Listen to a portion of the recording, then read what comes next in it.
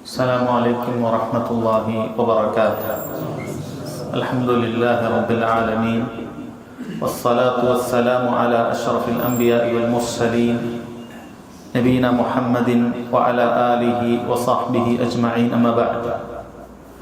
ബഹുമാന്യരായ സഹോദരങ്ങളെ, അല്ലാഹു സുബ്ഹാനഹു വ തആലയുടെ ദീൻ മനസ്സിലാക്കാനാണ് നാം ഈ മസ്ജിദിൽ ഒരുമിച്ച് കൂടിയിട്ടുള്ളത്.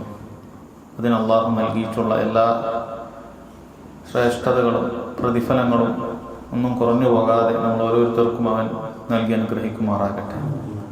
അൽ-ഹാഫിദ് അൻ-നവവി റഹിമഹുല്ലാഹു തആല അദ്ദേഹത്തിൻ്റെ അൽ-അർബഊനാണ് നാം വായിച്ചു വരുന്നത്. 9ാമത്തെ ഹദീസാണ് ഇൻഷാ അല്ലാഹ് ഇന്ന് നമുക്ക് മനസ്സിലാക്കേണ്ടത്. الحديث التاسع عن أبي هريرة عبد الرحمن بن صخر قال رضي الله عنه: سمعت رسول الله صلى الله عليه وسلم يقول: ما نهيتكم عنه فاجتنبوه وما أمرتكم به فأتوا منه ما استطعتم فإنما أهلك الذين من قبلكم كثرة مسائلهم واختلافهم على أنبيائهم. رواه البخاري ومسلم. ഇമാം ബുഖാരിയും മുസ്ലിമും ഉദ്ധരിച്ചിട്ടുള്ള സ്വഹീഹായ ഹദീസാണിത്. ഈ ഹദീസ് ഉദ്ധരിച്ചിരിക്കുന്നത് നബി സല്ലല്ലാഹു അലൈഹി വസല്ലമയുടെ ഹദീസുകൾ ഏറ്റവും കൂടുതൽ ഉദ്ധരിച്ച മഹാനായ സ്വഹാബി അബൂ ഹുറൈറ റളിയല്ലാഹു അൻഹു ആണ്. അദ്ദേഹത്തിൻ്റെ നാമം അബ്ദുറഹ്മാൻ ബിൻ സഖർ എന്നാണ്. അദ്ദേഹത്തിന്റെ നാമം ഏതാണ് എന്നുള്ളത് പണ്ഡിത ലോകത്ത് അഭിപ്രായ വ്യത്യാസങ്ങളുണ്ട്. കാരണം അദ്ദേഹം പ്രശസ്തമായത് നമ്മളൊക്കെ കേട്ടിട്ടുള്ളത് പോലെ അദ്ദേഹത്തിന്റെ കുനിയത്തിലാണ്. അബൂ ഹുറൈറ എന്ന നാമമാണ് അദ്ദേഹത്തിന് പ്രശസ്തമായിട്ടുണ്ടായിരുന്നത്. അതുകൊണ്ട് തന്നെ അദ്ദേഹത്തിന്റെ പേരെന്താണ് എന്നുള്ളതിൽ പല അഭിപ്രായ വ്യത്യാസങ്ങൾ ഉണ്ടായിരുന്നു. അബ്ദുറഹ്മാൻ ബിൻ സഖർ നവവി റഹിമഹുള്ള തിരഞ്ഞെടുത്തിട്ടുള്ള ഈ പേരാണ് ഏറ്റവും ശരിയായത് എന്നാണ് പണ്ഡിതന്മാർ പറഞ്ഞിട്ടുള്ളത്. നമുക്കറിയാം, അദ്ദേഹം നബി സല്ലല്ലാഹു അലൈഹി വസല്ലമയെ കണ്ട മുതൽ അവിടുന്ന് വഫാത്താകുന്നത് വരെ മദീനയിൽ മറ്റൊരു കാര്യത്തിനും വേണ്ടി ശ്രദ്ധ തിരിക്കാതെ ഹദീസുകൾ പഠിക്കുകയും അത് മനഃപ്പാഠമാക്കുകയും അതിനുവേണ്ടി ജീവിതത്തിന്റെ മുഴു സമയം ഒഴിച്ചു നിർത്തുകയും ചെയ്ത സഹാബിയാണ്. അതുപോലെ തന്നെ ഹദീസുകൾ ആളുകൾക്ക് എത്തിക്കുന്നതിന് അങ്ങേയറ്റം താല്പര്യമുള്ള സഹാബിയാണ്. അതുകൊണ്ടാണ് അല്ലാഹു സുബ്ഹാനഹു വ തആല അദ്ദേഹത്തെ ആദരിച്ചിരിക്കുന്നു. നബി സല്ലല്ലാഹു അലൈഹി വസല്ലമയുടെ ഹദീസുകൾ ഏറ്റവും കൂടുതൽ ഈ ഉമ്മത്തിന് പറഞ്ഞു കൊടുക്കാൻ അല്ലാഹു സുബ്ഹാനഹു വ തആല അദ്ദേഹത്തെ തിരഞ്ഞെടുത്തിരിക്കുന്നു. എത്ര വലിയ ആദരവാണത്. അതുകൊണ്ട് ആ സഹാബിയുടെ മഹത്വം നമ്മൾ പ്രത്യേകം പഠിച്ചു മനസ്സിലാക്കേണ്ട കാര്യമാണ്. കാരണം ഇസ്ലാമിന്റെ ശത്രുക്കൾ പലപ്പോഴും ഈ സഹാബിയെ പ്രത്യേകം ഉന്നം വെക്കാറുണ്ട്. ഹദീസുകളെ സംശയിപ്പിച്ചുകൊണ്ട് അബൂ ഹുറൈറ റളിയല്ലാഹു അൻഹു വെറുതെ കെട്ടിയുണ്ടാക്കിയതാണ്, അദ്ദേഹത്തിന് എങ്ങനെയാണ് കുറഞ്ഞ കാലം കൊണ്ട് നബി സല്ലല്ലാഹു അലൈഹി വസല്ലമയുടെ നുബുവത്ത് മുതൽ വഫാത്ത് വരെ ഒപ്പമുണ്ടായിരുന്ന അബൂബക്കർ സിദ്ദീഖ് റളിയല്ലാഹു അൻഹുവിനെയും കാളും അതുപോലെ തന്നെ മറ്റ് നബി സല്ലല്ലാഹു അലൈഹി വസല്ലമയുടെ ഭാര്യമാരെക്കാളും കൂടുതൽ ഹദീസ് ഉദ്ധരിക്കാൻ സാധിച്ചത് എന്നൊക്കെ രൂപത്തിൽ സംശയങ്ങൾ ഉണ്ടാക്കിക്കൊണ്ട് ഇദ്ദേഹത്തെ വളരെ മോശമായി ചിത്രീകരിക്കുക എന്നുള്ളത് ഇസ്ലാമിന്റെ ശത്രുക്കൾ എന്നും ചെയ്തിരുന്നു. നമ്മുടെ നാട്ടിൽ ചേകന്നൂർ മൗലവി എന്ന പേരിൽ അറിയപ്പെട്ട ഒരു ശൈത്താൻ, അയാള് അബൂ ഹുറൈറ റളിയല്ലാഹു അൻഹുവിനെ വളരെ മോശപ്പെട്ട പേരിൽ പറയുകയും അദ്ദേഹത്തെ കുറിച്ച് എഴുതുകയൊക്കെ ചെയ്തിട്ടുണ്ട്. ശേഷക്കാരായ അത്തരത്തിലുള്ള ആളുകളൊക്കെ ആ പാത പിന്തുടരുന്നത് കാണാൻ സാധിക്കും. എന്നാൽ യാതൊരു സംശയവുമില്ല, നബി സല്ലല്ലാഹു അലൈഹി വസല്ലമയുടെ സ്വഹാബികളുടെ കൂട്ടത്തിൽ തന്നെ വളരെയധികം ശ്രേഷ്ഠതയുള്ള മഹാനായ സ്വഹാബിയാണ് അബൂ ഹുറൈറ റളിയല്ലാഹു അൻഹു. അദ്ദേഹം പറയുന്നു, നബി സല്ലല്ലാഹു അലൈഹി വസല്ലം പറയുന്നതായിട്ട് ഞാൻ കേട്ടിട്ടുണ്ട്, മാ നഹൈതുകും അൻഹു ഫജ്തനിബൂഹ്. മാ നഹൈതുകും അൻഹു, നിങ്ങളോട് ഏതൊരു കാര്യത്തെക്കുറിച്ച് ഞാൻ വിലക്കിയോ ഫജ്തനിബൂഹ്, നിങ്ങളത് ഉപേക്ഷിക്കണം എന്നാണ് പറഞ്ഞിട്ടുള്ളത്. നഹി, വിലക്ക് എന്ന് പറഞ്ഞാൽ അത് തൊലബു തർക്കാൻ, ഒരു കാര്യം ഉപേക്ഷിക്കാൻ വേണ്ടി ആവശ്യപ്പെടലിനാണ് നഹി എന്ന് പറയുന്നത്. കൽപ്പന എന്ന് പറയുന്നത് തൊലബുൽ ഫിഅലാണ്. അംർ എന്ന് പറയുന്നത് തൊലബുൽ ഫിഅലാണ്. ഒരു കാര്യം ചെയ്യാൻ വേണ്ടി ആവശ്യപ്പെടുന്നതിനാണ് അമ്ര എന്ന് പറയുന്നത്. ഇവിടെ ഒരു കാര്യം ചെയ്യാതിരിക്കാൻ, ചെയ്യരുത് എന്നുള്ള ആവശ്യപ്പെടലിനാണ് നഹി എന്ന് പറയുന്നത്. ഇവിടെ നബി സല്ലല്ലാഹു അലൈഹി വസല്ലം പറയുന്നു, മാ നഹൈതുകും അൻഹു, ഏതൊരു കാര്യത്തെ തൊട്ട് ഞാൻ നിങ്ങളെ വിലക്കിയോ എന്നാണ് പറയുന്നത്. അല്ലാഹുവിന്റെ റസൂൽ സല്ലല്ലാഹു അലൈഹി വസല്ലം ഒരു കാര്യം വിലക്കിയാൽ സഹോദരങ്ങളെ നമ്മൾ ഉടൻ മനസ്സിലാക്കേണ്ട വളരെ അടിസ്ഥാനപരമായ പാഠമാണ്, അത് അല്ലാഹു സുബ്ഹാനഹു വ തആല വിലക്കിയിട്ടുള്ളതാണ്. അതുകൊണ്ട് തന്നെ ഹദീസ് ഗ്രന്ഥങ്ങളിൽ ഏതെങ്കിലുമൊക്കെ കാര്യത്തിൽ നബി സല്ലല്ലാഹു അലൈഹി വസല്ലം ഒരു കാര്യം വിലക്കി എന്ന് പറഞ്ഞാൽ അത് അല്ലാഹു സുബ്ഹാനഹു വ തആല വിലക്കി എന്നുള്ളത് നിസ്സംശയം നമുക്ക് പറയാം. അങ്ങനെ തന്നെയാണ് പറയേണ്ടത്. അല്ലാഹു വിലക്കിയിരിക്കുന്നു. എവിടെ? ഹദീസ് ഓതുക. അല്ലാതെ അള്ളാഹു വിലക്കി എന്ന് പറയുമ്പോൾ ഖാല അല്ലാഹു തആല എന്ന് പറഞ്ഞ സൂറത്തിൽ ഏതെങ്കിലും ഒരു ആയത്ത് ഓതിയാൽ മാത്രമേ അള്ളാഹു വിലക്കി എന്ന് നമ്മൾ മനസ്സിലാക്കരുത്. അള്ളാഹു വിലക്കി എന്ന് പറഞ്ഞാൽ അത് ഹദീസുകളിൽ വന്ന് അള്ളാഹു വിലക്കി എന്നാണ്. അതുപോലെ ഖുർആനിൽ അല്ലാഹു സുബ്ഹാനഹു വ തആല വിലക്കിയ ഒരു കാര്യത്തെയും തിരിച്ചും പറയാം. റസൂലുള്ളാഹി സ്വല്ലല്ലാഹു അലൈഹി വസല്ലം വിലക്കി എന്നുള്ളത് തിരിച്ചും പറയാവുന്നതാണ്. അത് നിസ്സംശയം നമ്മൾ പഠിക്കേണ്ട കാര്യമാണ്. കാരണം തെളിവാകുക എന്നുള്ള കാര്യത്തിൽ ഖുർആനും ഹദീസുകളും ഒരേ തട്ടിലാണ്, രണ്ട് തട്ടിലല്ല. നമ്മൾ ഖുർആൻ ഒന്നാം പ്രമാണം, ഹദീസ് രണ്ടാം പ്രമാണം എന്ന് പറയുന്നത് എണ്ണാൻ വേണ്ടിയിട്ടാണ്, അല്ലെ? രണ്ട് എണ്ണം പറയണം. നമുക്ക് രണ്ട് പ്രമാണങ്ങളുണ്ട്, ഒന്ന് ഖുർആൻ, രണ്ട് ഹദീസ്. അങ്ങനെ എണ്ണം പറയാൻ വേണ്ടിയിട്ട്, ക്രമം പറയാൻ വേണ്ടിയിട്ട് ആ രൂപത്തിൽ പറയുന്നത് മാത്രമാണ്. അതല്ലാതെ എൻ്റെ ദർജയിൽ ഒരു കുറവില്ല. ഒരു കാര്യം ഖുർആനിൽ വന്ന് ഞാൻ പെട്ടെന്ന് സ്വീകരിക്കും, ഹദീസിൽ വന്നു കഴിഞ്ഞാൽ എനിക്കത് സ്വീകരിക്കേണ്ടതില്ല എന്നില്ല, അല്ലെ? ഖുർആനിൽ തൊട്ട് ഹദീസിന് ഒരു വ്യത്യാസമുള്ളത് അത് സ്ഥിരപ്പെട്ടതാണോ അല്ലേ എന്ന് പരിശോധിക്കപ്പെടണം. അതാണ് ഒരു വ്യത്യാസമാകേണ്ടത്. സ്ഥിരപ്പെട്ട് കഴിഞ്ഞാൽ പിന്നീട് ഒരു വ്യത്യാസവുമില്ല, രണ്ടും ഒരേ തട്ടിലാണ്. അതല്ലാതെ ഖുർആൻ ഉയർന്നിട്ട് ഹദീസ് താഴെ, അങ്ങനെ ഇല്ല. കാരണം അല്ലാഹു സുബ്ഹാനഹു വ തആലയുടെ വഹിയാണ് രണ്ടും എന്നുള്ളതിൽ യാതൊരു സംശയവും നമുക്കുണ്ടാകാൻ പാടില്ല. അതുകൊണ്ട് ഒരു കാര്യം ഹദീസിൽ വിലക്ക് വന്നാൽ എനിക്കൊന്ന് അത്ര ഉഷാറില്ല, ഖുർആനിൽ വന്നത് മാത്രമേ ഞാൻ സ്വീകരിക്കുകയുള്ളൂ, ഖുർആനിൽ വന്നിട്ടില്ലല്ലോ, അങ്ങനെ നമുക്ക് തോന്നാൻ പാടില്ല. ഹദീസിൽ നബി സല്ലല്ലാഹു അലൈഹി വസല്ലം വിലക്കിയാൽ അത് അല്ലാഹു സുബ്ഹാനഹു വ തആല വിലക്കിയതിന് തുല്യമാണ്. യാതൊരു സംശയം അതിന് ഉണ്ടാകാൻ പാടില്ല. നമ്മെ സംബന്ധിച്ചിടത്തോളം അത് സ്ഥിരപ്പെട്ടോ ഇല്ലേ എന്നത് മാത്രമേ പരിശോധിക്കപ്പെടേണ്ടതുള്ളൂ എന്ന് മനസ്സിലാക്കുക. മാ നഹൈതുകും അൻഹു ഫജ്തനിബൂ. നബി സല്ലല്ലാഹു അലൈഹി വസല്ലം ഉപയോഗിച്ച വാക്ക് ഇജ്തനബ എന്ന് പറയുന്ന അറബി ഭാഷയിലെ ഒരു വാക്കാണ്. ഉപേക്ഷിക്കുക എന്നുള്ളതിന് പല വാക്കും അറബിയിലുണ്ട്. തറക്ക എന്ന് പറഞ്ഞാൽ ഉപേക്ഷിച്ചു എന്നാണ് അർത്ഥം. അപ്പൊ ഉത്രുക്കു എന്ന് പറഞ്ഞാൽ നീ അത് ഉപേക്ഷിക്കൂ എന്ന അർത്ഥം കിട്ടും. ഇജ്തനബ എന്ന് പറഞ്ഞാലും ഉപേക്ഷിച്ചു, വെടിഞ്ഞു എന്നൊക്കെയാണ് അർത്ഥം. ഇജ്തനിബു എന്ന് പറഞ്ഞാൽ നീ അത് ഉപേക്ഷിക്കണം എന്ന അർത്ഥം കിട്ടും. പക്ഷെ ഇജ്തനിബു എന്ന് പറയുന്നതിന് ഒരു മുബാലഗത്തുണ്ട്. വളരെ കൃത്യമായി വളരെയധികം വിദൂരം നീ നിൽക്കണം എന്ന അർത്ഥമുണ്ട്. നീ ഒരു വശത്താണ്, നീ ഉപേക്ഷിക്കാൻ പറഞ്ഞ തിന്മ അത് അപ്പുറത്തെ കരയിലായിരിക്കണം, അതിന്റെ ഭാഗത്തുണ്ടാകാൻ പാടില്ല എന്നതിന്റെ അർത്ഥം. അതാണ് തുർക്കു എന്ന് പറയുന്നതിനേക്കാളും ഇജ്തനിബു എന്ന് പറയുന്ന വാക്കിന് അർത്ഥം. അതായത് തിന്മ വിലക്കാൻ പറഞ്ഞാൽ വിലക്കിയിട്ടുള്ള തിന്മയുടെ പരിസരത്ത് നീ ഉണ്ടാകരുത്. ഇജ്തനിബു, നീ അതിനെ വെടിഞ്ഞുകൊണ്ട് മറ്റൊരു ഭാഗത്തേക്ക് നീ ഉണ്ടാകണം എന്നാണ് സഹോദരങ്ങളെ അതുകൊണ്ട് ഉദ്ദേശിക്കുന്നത്. ഇനി വിലക്കുകൾ നമ്മൾ ഖുർആനിലും സുന്നത്തിലും നോക്കിക്കഴിഞ്ഞാൽ രണ്ട് രൂപത്തിലുള്ള വിലക്കുകൾ കാണാം. ഒന്ന് ഇമ്മ അയ്യക്കൂന ജാസിമൻ, ഇത് നിർബന്ധപൂർവ്വം ഒഴിവാക്കണം എന്ന് പറയുന്ന രൂപത്തിൽ വിലക്കാണ്. അതുകൊണ്ട് തന്നെ അത് പ്രവർത്തിക്കൽ ഹറാമാണ്, ചെയ്യാൻ പാടില്ല. എല്ലാ മുസ്ലിമും അത് നിർബന്ധമായി ഉപേക്ഷിക്കേണ്ടതുണ്ട്. നിർബന്ധപൂർവ്വം വിലക്കിയിട്ടുള്ള കാര്യം, അതിനാണ് ഹറാം എന്ന് പറയുന്നത്. വിലക്കുകൾ രണ്ട് രൂപത്തിലാണ്. ഒന്ന് ഹറാമാണ്, രണ്ടാമത്തത് ഇമ്മ യകൂന ഗൈറു ജാസിമിൻ ഫയഖ്തദി അൽ ഖറാഹ. രണ്ടാമത്തേത് ഇത് നിർബന്ധ ബുദ്ധിയിലല്ല, മറിച്ച് അല്ലാഹു സുബ്ഹാനഹു വ തആല അവൻ നമ്മോടത് ഉപേക്ഷിക്കാൻ പറഞ്ഞത് നമുക്ക് കൂടുതൽ നല്ലതാണ്. പക്ഷേ റബ്ബിന്റെ കാരുണ്യം, അത്തരം ചില കാര്യങ്ങൾ അത് നമ്മൾ ചെയ്തു കഴിഞ്ഞാൽ അതിന്റെ പേരിൽ ശിക്ഷിക്കുകയില്ല. അതിനാണ് കറാഹത്ത് എന്ന് പറയുന്നത്. കറാഹത്തായ കാര്യങ്ങളുണ്ട്, അതിൽപ്പെട്ടതാണ് നമ്മൾ ഇശാക്ക് ശേഷം ഒരാവശ്യമില്ലാതെ, ഒരു മസ്ലഹത്തും ഇല്ല, ഒരു ഉപകാരമില്ല, വെറുതെ ഇരുന്ന് സമയം കൂട്ടുക, അല്ലെ? എന്നിട്ട് വൈകി ഉറങ്ങുക, സുബഹിയൊക്കെ നേരം തിരിച്ച് എഴുന്നേൽക്കുക.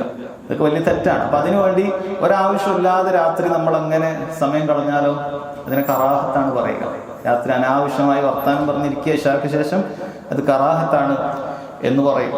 ഇപ്പൊ സഹോദരങ്ങൾ, രണ്ട് രൂപത്തിലാണ് വിലക്ക്. ഒന്ന്, നിർബന്ധ ബുദ്ധിയാൽ നമ്മൾ ഉപേക്ഷിക്കാൻ പറഞ്ഞിട്ടുണ്ട്, അതിനാണ് ഹറാം എന്ന് പറയുന്നത്.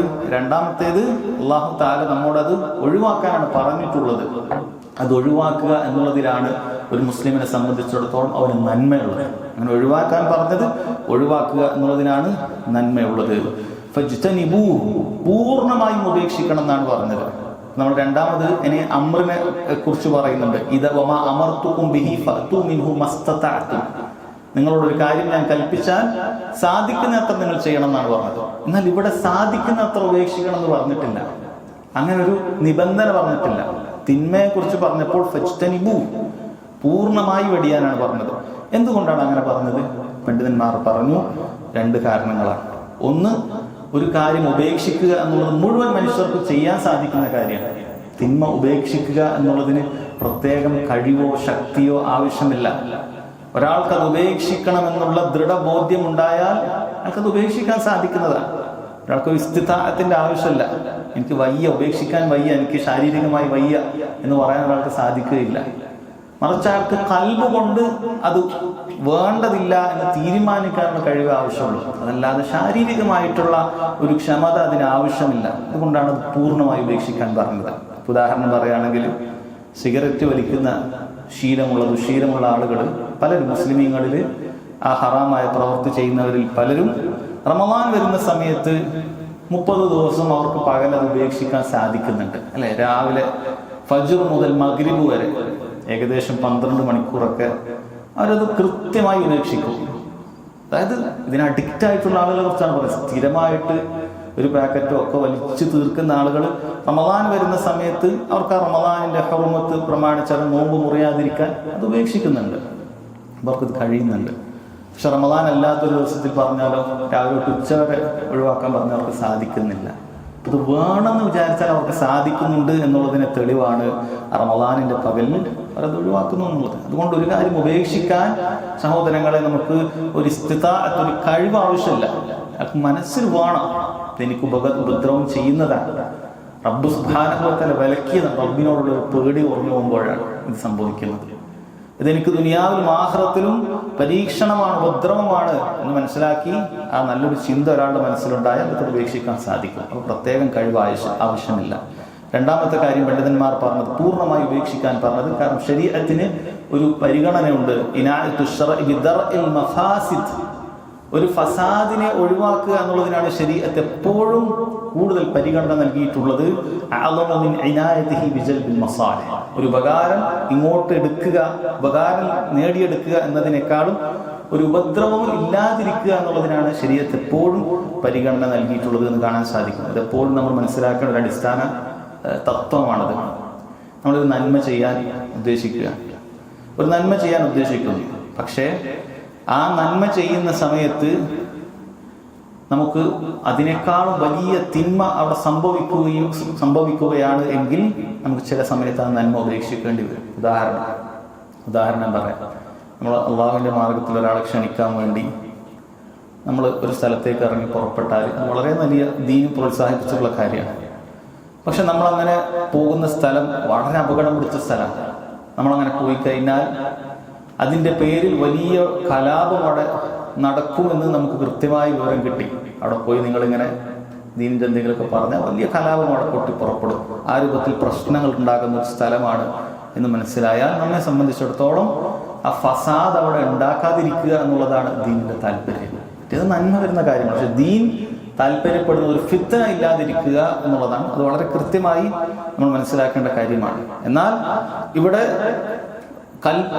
നന്മകൾ ചെയ്യുക എന്നുള്ളത് എന്ത് ചെയ്തിട്ടുണ്ട്? ഇസ്തിതാഅത്ത്, കഴിവുള്ളവർ ചെയ്താൽ മതി എന്നുള്ള നിലക്കാണ് അല്ലാഹു സുബ്ഹാനഹു വ തആല പറഞ്ഞിട്ടുള്ളത്. അപ്പൊ ഇതിൽ നിന്ന് നമുക്ക് മനസ്സിലാക്കേണ്ട പ്രധാനപ്പെട്ട ഒരു ഖായിദ ഒന്ന്, അൽ മൻഹിയു അൻഹു യുജ്തനബു മുത്ലഖൻ. അല്ലാഹു സുബ്ഹാനഹു വ തആല വിലക്കിയിട്ടുള്ള കാര്യം നിരുപാധികം നമ്മൾ ഒഴിവാക്കേണ്ടതാണ്. അത് ഹറാമാണെങ്കിൽ വാജിബായിട്ട് ഒഴിവാക്കണം. ഇനി കറാഹത്താണ് എങ്കിൽ അത് ഒഴിവാക്കലാണ് ഏറ്റവും അഫ്ളൽ. അതാണ് ഒന്നാമത്തെ ഖായിദ.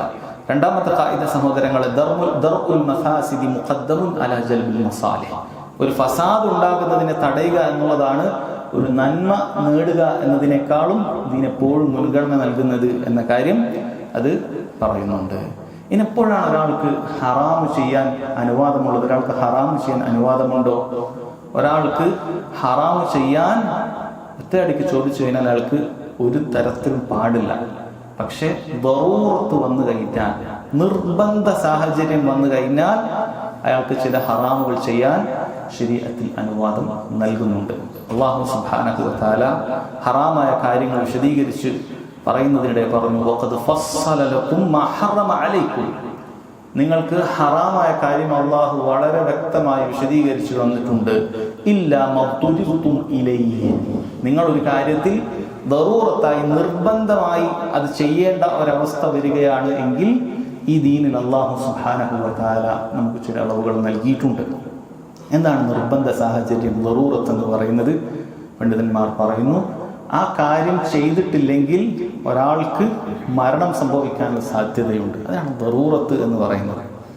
ഒരാൾക്കത് ചെയ്തിട്ടില്ല എങ്കിൽ മരണം സംഭവിക്കാനുള്ള സാധ്യത മുന്നിലുണ്ട്. അയാളുടെ ശരീരത്തിനോ അതല്ലെങ്കിൽ അയാളുടെ ശരീരത്തിന്റെ ഏതെങ്കിലുമൊക്കെ അവയവങ്ങൾക്കോ ഒക്കെ പൂർണ്ണമായിട്ട് നാശം അവിടെ സംഭവിക്കാനുള്ള സാധ്യതയുണ്ട് എങ്കിലും അത് ദറൂറത്താണ് എന്ന് പറയുന്നു. ഒരാളുടെ ശരീരം തളർന്നു പോകാനുള്ള സാധ്യതയുണ്ട്, മരണം സംഭവിക്കണം എന്നില്ല, അങ്ങനെയൊക്കെ എന്തെങ്കിലുമൊക്കെ സംഭവിക്കാം. അല്ലെങ്കിൽ ദേഹത്തിന്റെ ഏതെങ്കിലും ഒരു ഭാഗമൊക്കെ അത് അയാൾക്ക് നഷ്ടപ്പെട്ടേക്കാം. ഇതൊക്കെ ദറൂറത്തിന്റെ സാഹചര്യം എന്ന് പണ്ഡിതന്മാർ വിശദീകരിച്ചത് കാണാൻ സാധിക്കും. ഉദാഹരണം പറയുകയാണെങ്കിൽ, ഒരാൾ ഒരു മരുഭൂമിയിലൂടെ നടന്നു പോവുകയാണ്. പെട്ടെന്ന് അയാളുടെ വാഹനം അതിൻ്റെ ഇടയിൽ നടുവിൽ പെട്ടുപോയി. അയാൾക്ക് വേറെ വഴിയൊന്നുമില്ല. അയാൾക്ക് അവിടെ ഹറാമായ ഒരു ഭക്ഷണം മാത്രമേ അവിടെ ലഭിച്ചിട്ടുള്ളൂ എന്ന് വിചാരിക്കുക. ഉദാഹരണത്തിനൊരു പന്നിയാണ് അയാളുടെ അടുത്ത് ഉണ്ടായിട്ടുള്ളത്. അങ്ങനെയുള്ള ഒരു പന്നിയൊക്കെ ഉള്ളൊരു കുറ്റിക്കാട്ടിലാണ് അയാൾ പെട്ടുപോയത്. അയാളുടെ വാഹനത്തിന് എവിടെയും പോകാൻ പറ്റുന്നില്ല. അയാൾ വിശന്നുകൊണ്ട് മരിച്ചു പോകും എന്നുള്ള സാധ്യത ഏകദേശം ഉറപ്പായാൽ അയാളെ സംബന്ധിച്ചിടത്തോളം ഈ ഹറാമായ വസ്തു സഹോദരങ്ങളെ അതയാൾക്ക് കഴിക്കാവുന്നതാണ് എന്നാണ് പറയുന്നത്. അതുപോലെ തന്നെ കുടിക്കാനുള്ള ഹറാമായ വല്ല പാനീയമാണ് അവിടെ ഉള്ളത് എങ്കിൽ അതും അയാൾക്ക് മരണം മുന്നിൽ കാണുന്ന സമയത്ത് ആവശ്യത്തിന്, വയറ് നിറയെ കഴിക്കുക എന്നുള്ളതല്ല, മറിച്ച് അയാൾക്ക് ആവശ്യത്തിന് ജീവൻ നിലനിർത്താനുള്ള അത്രയും കഴിക്കാമെന്നാണ് പറയുന്നത്. ജീവൻ നിലനിർത്താനുള്ള അത്രയും കഴിക്കുക, അത് അയാൾ താല്പര്യത്തോടു കൂടി കഴിക്കുന്നതല്ല, മറിച്ച് അയാൾക്ക് ജീവൻ നിലനിർത്തേണ്ടതുണ്ട് എന്നാണ്. പക്ഷെ ഈ ഖാഇദ വളരെയധികം ആളുകൾ ദുരുപയോഗം ചെയ്യാറുണ്ട്. എന്ത് നിസ്സാരമായ കാര്യം വന്നതിനാലും അത് പറയും ദറൂറത്താണ്, അതുകൊണ്ട് ഞാനത് എന്ത് ചെയ്യും, ഒഴിവാക്കുക. അല്ലെ, ഒരാളോട് എന്താണ് നീ താടിയൊന്നും നോക്കി വളർത്താത്തത് എന്ന് ചോദിച്ചാൽ അത് എൻ്റെ ഭാര്യയ്ക്ക് ഇഷ്ടമല്ല, അല്ലെങ്കിൽ എൻ്റെ ഇന്നാൾക്ക് ഇഷ്ടമല്ല, അതുകൊണ്ട് ഞാൻ ഒഴിവാക്കി. അങ്ങനെയുള്ള കാര്യങ്ങൾ അത് ദറൂറത്ത് എന്ന് പറയുകയില്ല സഹോദരങ്ങൾ, അത് ദറൂറത്ത് എന്ന് പറയുകയില്ല. ഹറാമുകൾ ചെയ്യാൻ നിസ്സാരമാക്കാൻ നമ്മളിത് കാരണമാക്കിക്കൂടാ. ദറൂറത്ത് എന്നുള്ള പേരിൽ ഹറാമുകളെ നിസ്സാരമാക്കുക എന്നുള്ളത് പാടില്ലാത്ത കാര്യമാണ് എന്ന് പ്രത്യേകം മനസ്സിലാക്കണം. ഇനി ഈ ഹദീസിലുള്ള ഈ ഭാഗത്തു നിന്നുള്ള മൂന്നാമത്തെ ഒരു ഖായിദ ഇതിൽ നിന്ന് നമുക്ക് മനസ്സിലാക്കാം. ലാ മുഹറമ മഅ ദറൂറ. ദറൂറത്തിന്റെ സാഹചര്യത്തിൽ, നിർബന്ധ സാഹചര്യത്തിൽ ഹറാം ഇല്ല, ഒരു കാര്യം ഹറാമാവുകയില്ല. ആ സാഹചര്യത്തിൽ നമുക്ക് അനുവാദമുണ്ട്, പക്ഷെ അതിന്റെ പരിധിയിൽ നിന്നുകൊണ്ട് നമുക്കത് ഉപയോഗിക്കാം. നമ്മൾ മരണപ്പെടും, അതിനുള്ള സാധ്യതയുണ്ട്. അല്ലെങ്കിൽ പണ്ഡിതന്മാർ പറഞ്ഞു ഒരാളുടെ ഒരു അവയവം നഷ്ടപ്പെട്ടു പോകാൻ സാധ്യതയുണ്ട്, അയാൾ കൊല്ലപ്പെടാൻ സാധ്യതയുണ്ട്, അയാളുടെ ബുദ്ധിക്ക് എന്തെങ്കിലുമൊക്കെ വലിയ തകരാറ് വരാൻ സാധ്യതയുണ്ട്. ഇതൊക്കെ ദറൂറത്തിന്റെ സാഹചര്യമായി അവർ പറയാറുണ്ട്. നാലാമതൊരു ഖായിദ കൂടി ഇതിൽ നിന്നും പണ്ഡിതന്മാർ പറഞ്ഞിട്ടുണ്ട്.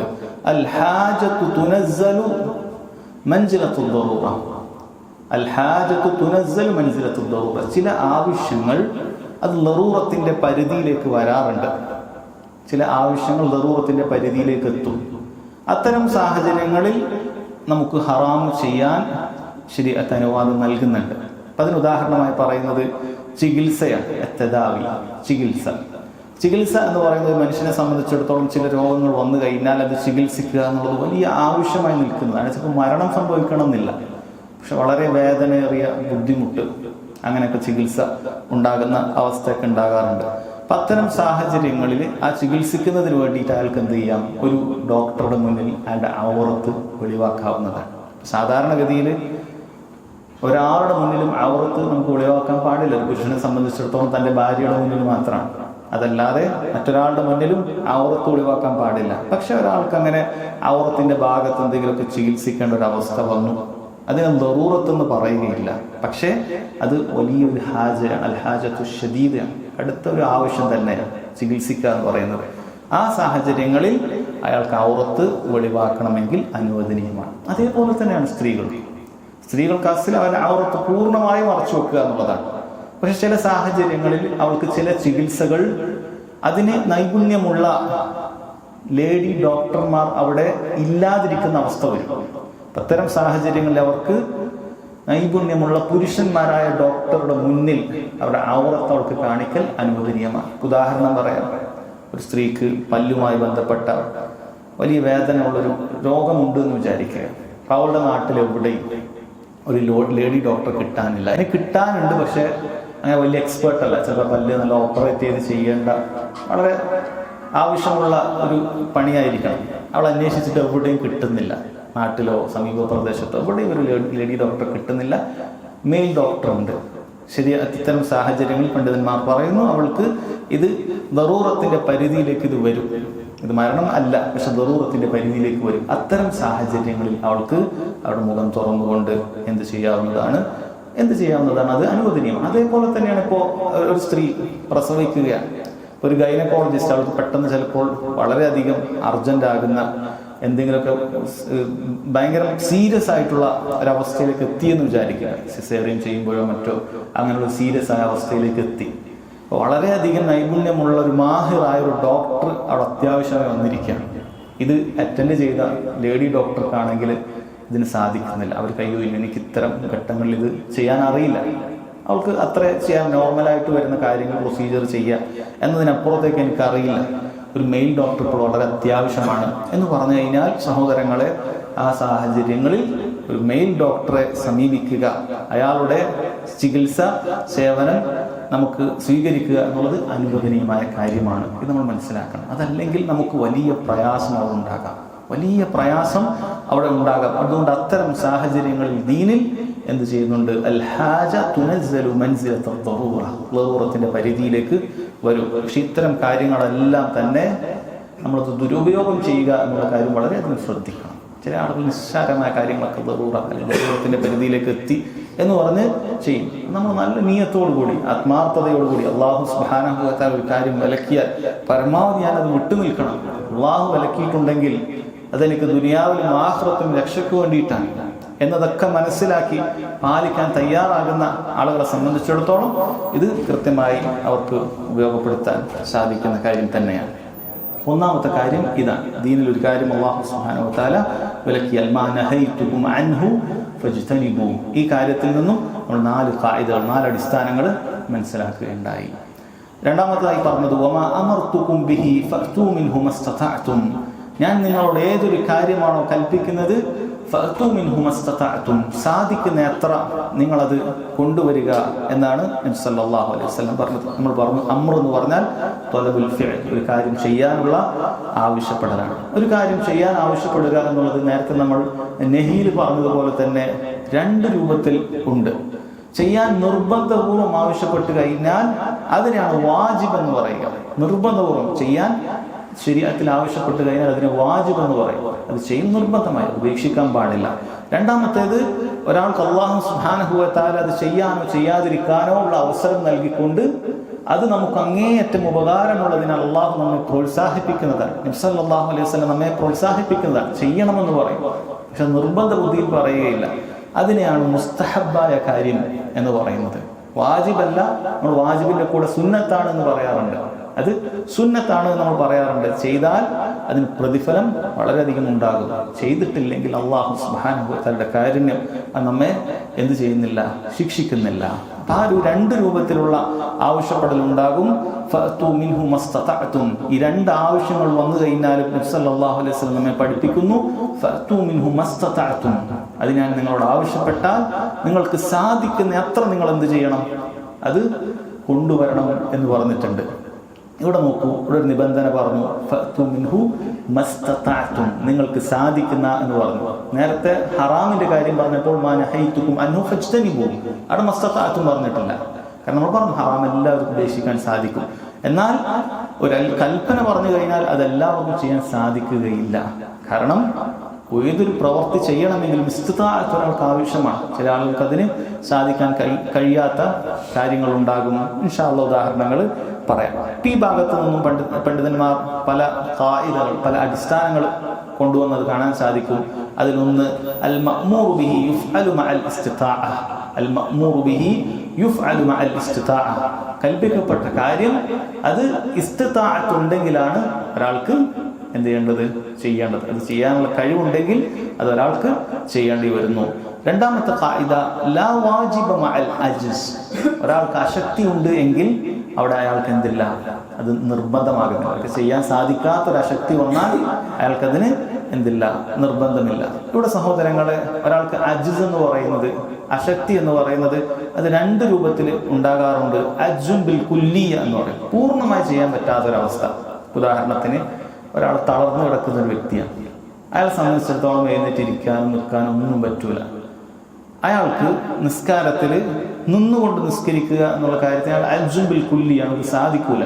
അല്ല, നിന്നുകൊണ്ട് നിസ്കരിക്കുക എന്നുള്ളത് ഫർദിൽ നമ്മൾ പറഞ്ഞതാണ്, നിർബന്ധമായ കാര്യമാണ്. പക്ഷെ തളർന്നു പോയ വ്യക്തിയെ സംബന്ധിച്ചിടത്തോളം അതിന് സാധിക്കുകയില്ല. അതുകൊണ്ട് തന്നെ ലാ വാജിബു മഅൽ അജ്സ്, ഈ കഴിവില്ലാത്ത സമയത്ത് അയാൾക്കത് നിർബന്ധമില്ല. അയാൾക്ക് ആ കിടന്നുകൊണ്ട് നിസ്കരിച്ചാൽ മതി, കിടന്നുകൊണ്ട് നിസ്കരിച്ചാൽ മതി. ഇനി രണ്ടാമത് അജ്സുൻ ഹുക്മി എന്ന് പറഞ്ഞാൽ സാധിക്കുമെന്ന് വെച്ചാൽ സാധിക്കും, പക്ഷെ ഭയങ്കര പ്രയാസത്തോടുകൂടിയേ സാധിക്കുള്ളൂ. ഏതുപോലെ ഒരാൾക്ക് അങ്ങേയറ്റത്തെ തലകറക്കം, ഭയങ്കര തലകറക്കം കൊണ്ട് സഹിക്കാൻ പറ്റാത്തൊരവസ്ഥ, മൈഗ്രെയിൻ തലകറക്കൊക്കെ ആയിട്ട് വളരെ ബുദ്ധിമുട്ടി കിടക്കുകയാണ്.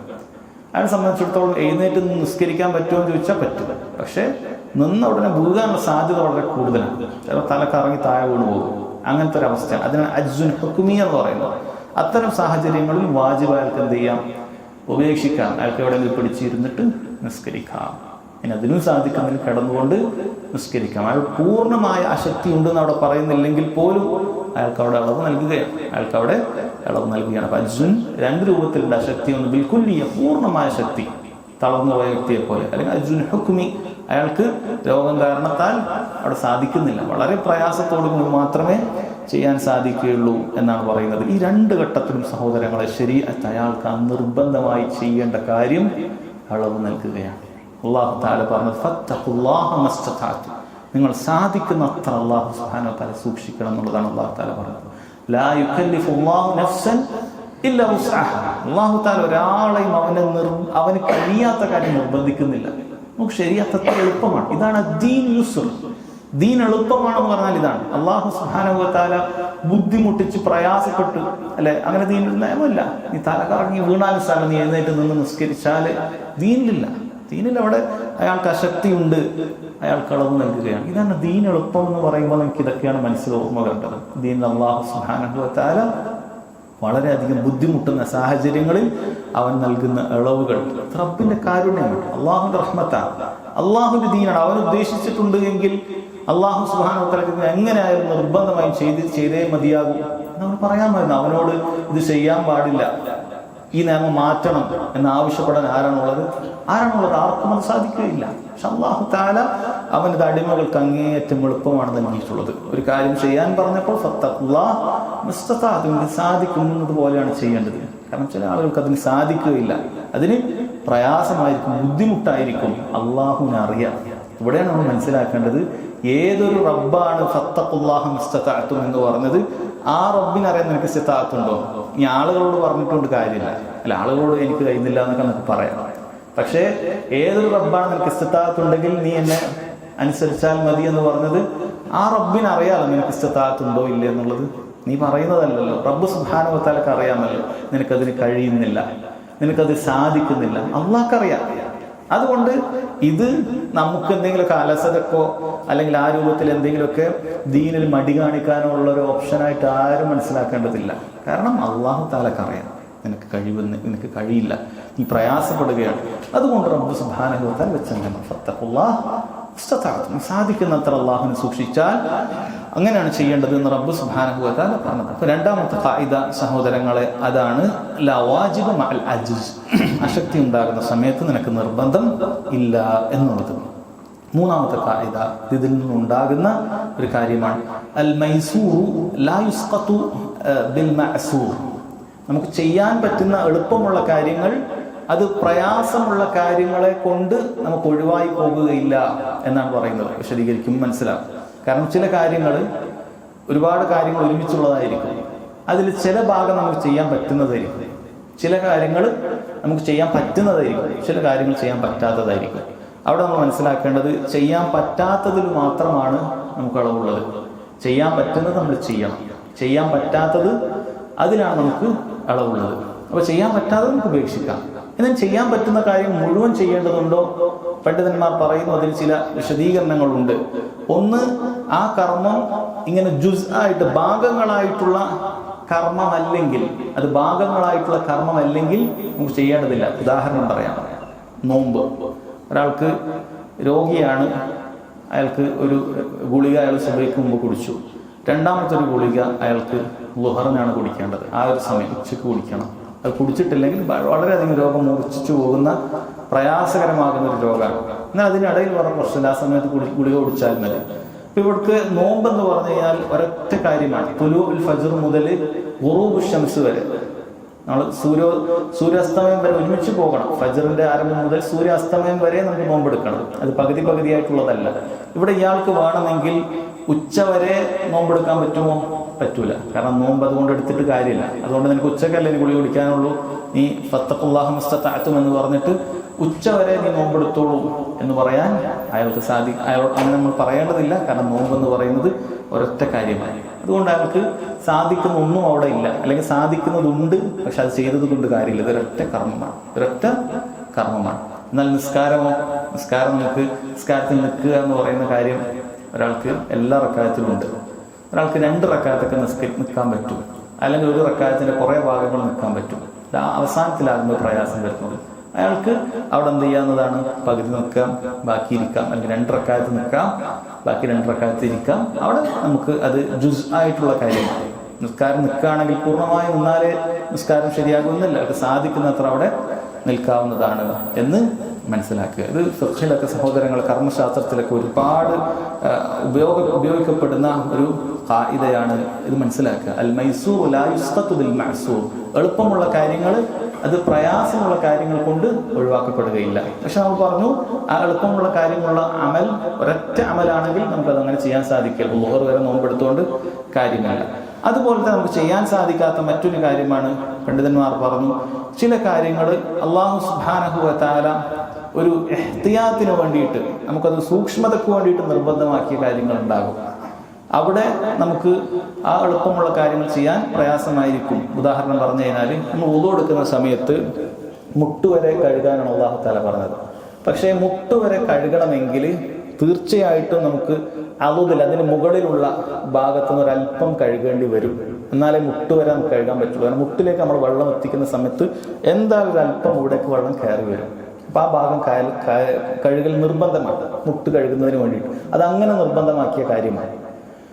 അതുകൊണ്ട് തന്നെ ഒരാളുടെ മുട്ട് മുറിക്കുന്ന ഒരവസ്ഥ വന്നു എന്ന് വിചാരിക്കുക. അല്ലാഹു സുബ്ഹാനഹു വ തആല നമ്മളിൽ ആർക്കും അങ്ങനെ വരുത്താതിരിക്കട്ടെ. അപ്പോൾ ഒരാൾക്ക് അങ്ങനെ വന്നു എന്ന് വിചാരിക്കുക. അങ്ങനെ വന്നു കഴിഞ്ഞാൽ പണ്ഡിതന്മാർ പറയുന്നു, ഈ മുട്ടിന് അവിടെ നിന്ന് അയാൾക്ക് മുറിക്കപ്പെട്ട് കഴിഞ്ഞാൽ ഈ ബാക്കിയുള്ള ഈ ഭാഗം അല്ലെങ്കിൽ കഴുകൽ നിർബന്ധമാണ്, കാരണം മുട്ട് കഴുകുന്നതിന് വേണ്ടി. പക്ഷെ മുട്ട് വരെ അയാൾക്ക് മുറിക്കപ്പെട്ട് കഴിഞ്ഞാൽ പിന്നീട് അയാൾക്ക് ആ ഭാഗം കഴുകേണ്ടതില്ല. കാരണം ഇത് നിർബന്ധമാക്കപ്പെട്ടത് സൂക്ഷ്മതയ്ക്ക് വേണ്ടി മാത്രം. അതുകൊണ്ട് തന്നെ അത് ഒഴിവായി കഴിഞ്ഞാൽ ആ ഭാഗം കഴുകേണ്ടതില്ല എന്ന് പണ്ഡിതന്മാർ പറഞ്ഞതായി കാണാൻ സാധിക്കും. അതുപോലെ ചെയ്യേണ്ടതില്ലാത്ത കാര്യം ഇൻകാനൽ മൈസൂർ താബിഅൻ ലിൽ മഅസൂർ. ഈ നമുക്ക് ചെയ്യാൻ സാധിക്കുന്ന കാര്യം ചെയ്യാൻ സാധിക്കാത്ത കാര്യത്തിനോട് തുടർന്ന് വരുന്ന ചില കാര്യം ഉണ്ടാവും. ഉദാഹരണത്തിന് ഒരാൾ ഹജ്ജിന് പോയ സംഭവിച്ചപ്പോൾ അയാൾക്ക് അറഫയിൽ പങ്കെടുക്കാൻ പറ്റിയിട്ടില്ല. അന്ന് രോഗിയായി കിടന്നു, അല്ലെങ്കിൽ ആരോഗ്യത്തിന് എന്തെങ്കിലുമൊക്കെ സംഭവിച്ചു, അറഫയിൽ പങ്കെടുക്കാൻ പറ്റിയിട്ടില്ല. അറഫയിൽ നിന്ന് തുടർന്നിട്ടാണ് ബാക്കിയുള്ള പിന്നീട് മുസ്ദലിഫയിലും അതുപോലെ തന്നെ മിനയിലും ഒക്കെ നിൽക്കുന്നതൊക്കെ, ജംറയിൽ കല്ലെറിയിലൊക്കെ അതിനുശേഷം തുടർന്നിട്ടുള്ള കാര്യങ്ങളാണ്. അറഫയിൽ ഒരാൾക്ക് നിൽക്കാൻ സാധിച്ചിട്ടില്ലെങ്കിൽ അയാളോട് ബാക്കിയെല്ലാം നീ ചെയ്തോളൂ എന്ന് പറയേണ്ടതില്ല. കാരണം അറഫയിൽ നിൽക്കാൻ സാധിച്ചില്ലെങ്കിൽ ഹജ്ജില്ല. അൽ ഹജ്ജു അറഫ എന്നാണ്. അയാളെ സംബന്ധിച്ചിടത്തോളം ബാക്കിയുള്ള കാര്യങ്ങൾ ചെയ്യുന്നതിൽ കാര്യമില്ല. കാരണം അതെല്ലാം തുടർന്ന് വരുന്ന കാര്യങ്ങളാണ്. ഇവിടെയും നമ്മൾ പറയും ഫത്തഖുല്ലാഹ മസ്തതഅ്തും എന്ന് പറയുമ്പോൾ ഈ കാര്യം നമ്മൾ ശ്രദ്ധിക്കണം. കാരണം ബാക്കിയുള്ള ചെയ്തിട്ടിനി കാര്യമില്ല. അയാൾ അടുത്ത വർഷം ആ ഹജ്ജ് ഖളാ വിട്ടുക എന്നുള്ളതാണ് അയാൾ ചെയ്യേണ്ടത്. കാരണം ബാക്കി ചെയ്തിട്ട് കാര്യം ഇല്ല. എന്നാൽ നേരത്തെ നമ്മൾ പറഞ്ഞു മുട്ടുവരെ എന്ന് പറഞ്ഞു. അത് മാറ്റി ഒരാളുടെ കൈപ്പത്തിയാണ് അയാൾക്ക് ഛേദിക്കപ്പെടുന്നത് എന്ന് വിചാരിക്കുക, കൈപ്പത്തിയാണ് മുറിക്കേണ്ടി വരുന്നത് എന്ന് വിചാരിക്കുക. ഈ സാഹചര്യത്തിൽ അയാൾക്ക് കൈ കഴുകാൻ ബാക്കി എന്തുണ്ട്? ഇവിടുന്ന് മുതൽ ഈ മുട്ട് വരെ കഴുകാൻ അയാൾക്കുണ്ട്. അപ്പം അയാൾ എന്ത് ചെയ്യണം? അത് കഴുകണം. അയാൾ അത് കഴുകേണ്ടതുണ്ട്. കൈ ഇല്ല എന്ന് വിചാരിച്ചിട്ട് ബാക്കി കഴുകാതിരിക്കരുത്. കാരണം ബാക്കി കഴുകാൻ അയാൾക്ക് ഉണ്ട്. അതാണ് അവിടെ പറഞ്ഞതിന് ആ കായിക ശരിക്കും മനസ്സിലാക്കേണ്ടത് അതാണ്. നമുക്കൊരു കാര്യം ചെയ്യാൻ പറ്റാത്തതുണ്ട് എങ്കിൽ അതുകൊണ്ട് ചെയ്യാൻ പറ്റുന്നത് ഒഴിവാക്കി പോകുകയില്ല എന്നാണ് പറഞ്ഞത്. ചെയ്യാൻ പറ്റുന്നത് ചെയ്യണം. പക്ഷേ ചെയ്യാൻ പറ്റുന്നത് ചെയ്യണം എന്ന് പറഞ്ഞപ്പോൾ നമ്മൾ പറഞ്ഞു ചില കാര്യങ്ങൾ അത് ഒറ്റൊരു അമലായിട്ടുള്ളതായിരിക്കും. നോമ്പ് പോലത്തത് അതിന്റെ പകുതി വരെ നമുക്ക് ചെയ്യാൻ പറ്റും, പക്ഷെ ചെയ്തുകൊണ്ട് കാര്യമില്ല. ചിലത് സൂക്ഷ്മതക്ക് വേണ്ടി ശരീരത്തിൽ ചെയ്യാൻ പറഞ്ഞതായിരിക്കും, അത് മാത്രം ചെയ്യുന്നത് കാര്യമില്ല. കാരണം കൈ കഴുകപ്പെടാൻ വേണ്ടിയിട്ടാണ്, കൈ ഫുള്ളാകാൻ വേണ്ടിയിട്ടാണ് ഇതും കൂടി കയറ്റി കഴുകാൻ പറഞ്ഞത്. കൈ ഇല്ലെങ്കിൽ പിന്നെ അതുകൊണ്ട് കാര്യമില്ല. അവിടെ നമ്മൾ പറഞ്ഞു ചില കാര്യം തുടർന്ന് വരുന്നതാണ് എങ്കിൽ നമ്മൾ പറഞ്ഞു അവിടെ എന്തില്ല, അത് ചെയ്യേണ്ടതില്ല. കാരണം അറഫ പോയാൽ ബാക്കിയൊന്നും ചെയ്യുന്നതിൽ കാര്യമല്ല. അപ്പൊ അതൊക്കെ നമ്മൾ പ്രത്യേകം മനസ്സിലാക്കി. എന്നാൽ ഈ കാര്യം ഇവിടെ നമുക്ക് ആ കായിക അടിസ്ഥാനം അത് പ്രയോഗവൽക്കരിക്കപ്പെടുകയാണ്. ഒരാൾ കൈ പോയാലും അയാൾക്ക് എന്ത് ചെയ്യാൻ പറ്റും? ബാക്കി അയാൾക്ക് കഴുകാൻ പറ്റും എന്നാണ് പറഞ്ഞിട്ടുള്ളത്. അതുപോലെ പണ്ഡിതന്മാർ പറഞ്ഞു ഇതാ തഅദ്ദറൽ ഫിഅൽ, ഒരാൾക്കൊരു കാര്യം ചെയ്യാൻ പറ്റിയിട്ടില്ല, വഅംകന ഫിഅൽ ബഅദ് അസ്സൂറ, എന്നാൽ അതിന്റെ രൂപം അയാൾക്ക് ചെയ്യാൻ പറ്റുമെങ്കിൽ അത് ചെയ്യേണ്ടതില്ല എന്നാണ്. ഒരാളുടെ ഒരു പ്രവൃത്തി ചെയ്യാൻ അയാൾക്ക് സാധിക്കില്ല, പക്ഷെ ആ പ്രവൃത്തിയുടെ ചില രൂപങ്ങൾ അയാൾക്ക് പ്രവൃത്തി ചെയ്യാതെ ചെയ്യാൻ പറ്റും. അതൊക്കെ ഉദാഹരണം പറയുമ്പോഴാണ് മനസ്സിലാവുക.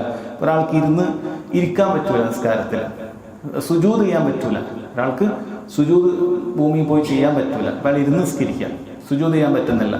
അവിടെ സുജൂദ് ചെയ്യാൻ പറ്റാതിരിക്കുമ്പോൾ പലരും ചെയ്തു വരുന്ന ഒരു അബദ്ധമാണ്, അവർ സുജൂദിന്റെ ആ രൂപം അങ്ങോട്ട് സ്വീകരിച്ചിട്ടാണ് ഇങ്ങനെയൊക്കെ സുജൂദ് ചെയ്യുന്നത് കാണാൻ സാധിക്കും. അതായത് കൈയൊക്കെ തറയിൽ വെക്കുന്നത് പോലെ അവരെന്ത് ചെയ്യും, ഇങ്ങനെ വായുവിൽ കൈ ഇങ്ങനെ വെച്ചിട്ട് ഈ രൂപത്തിൽ ഇങ്ങനെ സുജൂദിലേക്ക് പോകുന്ന കാണാൻ സാധിക്കും. സുജൂദ് ചെയ്യാൻ പറ്റുന്നില്ല, പക്ഷെ അയാൾക്ക് സുജൂദിന്റെ രൂപം സ്വീകരിക്കാൻ പറ്റുന്നുണ്ട്. കൈ ഇങ്ങനെ രണ്ടെണ്ണം വിടർത്തി വെക്കുക, അതിങ്ങനെ ഭൂമിയിൽ വെക്കുന്ന പോലെ ആക്കുക, തല ഇങ്ങനെ ആ രൂപത്തിലേക്ക് കൊണ്ടുപോകുക, ഇതൊക്കെ അയാൾക്ക് സാധിക്കുന്നുണ്ട്. പണ്ഡിതന്മാർ പറയുന്നു നിനക്ക് സുജൂദ് ചെയ്യാൻ പറ്റുന്നില്ലെങ്കിൽ പിന്നീട് അതിന്റെ രൂപമൊന്നും നീ ചെയ്യേണ്ടതില്ല. മറിച്ച് എങ്ങനെയാണ് അത്തരം സാഹചര്യത്തിൽ സുജൂദ് ചെയ്യേണ്ടത്? നമ്മൾ ഈ രൂപത്തിൽ തല ഇങ്ങനെ കുനിക്കുക എന്ന് മാത്രം മതി. സുജൂദ് റുക്കുവാണെന്നുള്ള നിയത്തിൽ ഈ രൂപത്തിൽ കുനിക്കുക, സുജൂദാണെന്ന രൂപത്തിൽ കുറച്ചുകൂടി താഴേക്ക് കുനിക്കുക, ഇത് മതി. കൈയൊന്നും ഈ രൂപത്തിലേക്ക് കൊണ്ടുപോകേണ്ട ആവശ്യമില്ല.